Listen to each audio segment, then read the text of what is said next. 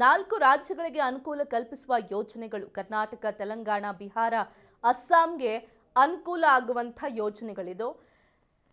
ಮೋದಿ ನೇತೃತ್ವದ ಕೇಂದ್ರ ಸಂಪುಟದಿಂದ ಅನುಮೋದನೆ ಸಿಕ್ಕಿದೆ.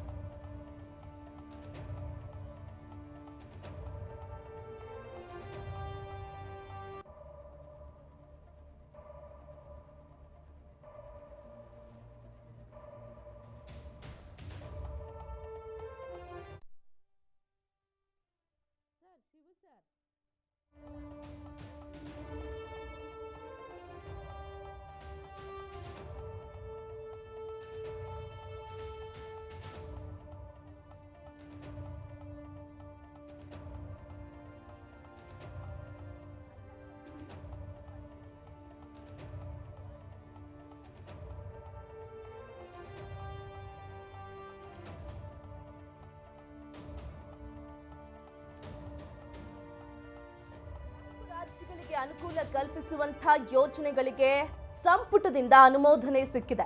ಕರ್ನಾಟಕ, ತೆಲಂಗಾಣ, ಬಿಹಾರ, ಅಸ್ಸಾಂಗೆ ಅನುಕೂಲ ಆಗುವಂತಹ ಯೋಜನೆ ಇದು. 3 ಯೋಜನೆಗಳ ಬಹು ಟ್ರ್ಯಾಕಿಂಗ್ ರೈಲುಗಳಿಗೆ ಅನುಮೋದನೆ ಸಿಕ್ಕಿದೆ.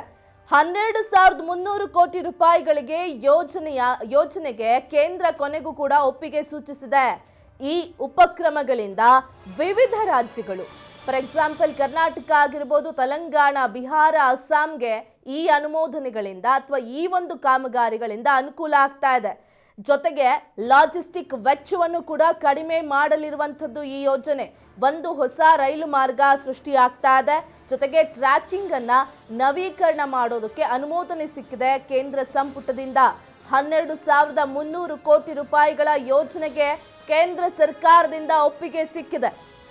ಈ ಒಂದು ಯೋಜನೆಗಳು ಅನುಷ್ಠಾನಕ್ಕೆ ಬಂದ್ರೆ ಕರ್ನಾಟಕ, ತೆಲಂಗಾಣ, ಬಿಹಾರ, ಅಸ್ಸಾಂಗೆ ಅನುಕೂಲ ಆಗುತ್ತೆ.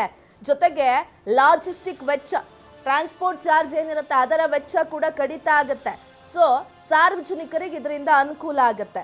ಒಂದು ಹೊಸ ರೈಲು ಮಾರ್ಗ ಸೃಷ್ಟಿಸೋದಕ್ಕೂ ಕೂಡ ಅನುಕೂಲ ಮಾಡಿಕೊಟ್ಟಿರುವಂಥದ್ದು. ಟ್ರ್ಯಾಕಿಂಗ್ ನವೀಕರಣ ಮಾಡೋದಕ್ಕೂ ಕೂಡ ಕೇಂದ್ರ ಸಂಪುಟ ಒಪ್ಪಿಗೆಯನ್ನು ಸೂಚಿಸಿದೆ. ಒಂದಲ್ಲ ಎರಡಲ್ಲ 12,300 ಕೋಟಿ ರೂಪಾಯಿಗಳ ಯೋಜನೆ ಇದು. ಕೊನೆಗೂ ಈಗ ಕೇಂದ್ರ ಅನುಮೋದನೆಯನ್ನ ಕೊಟ್ಟಿದೆ.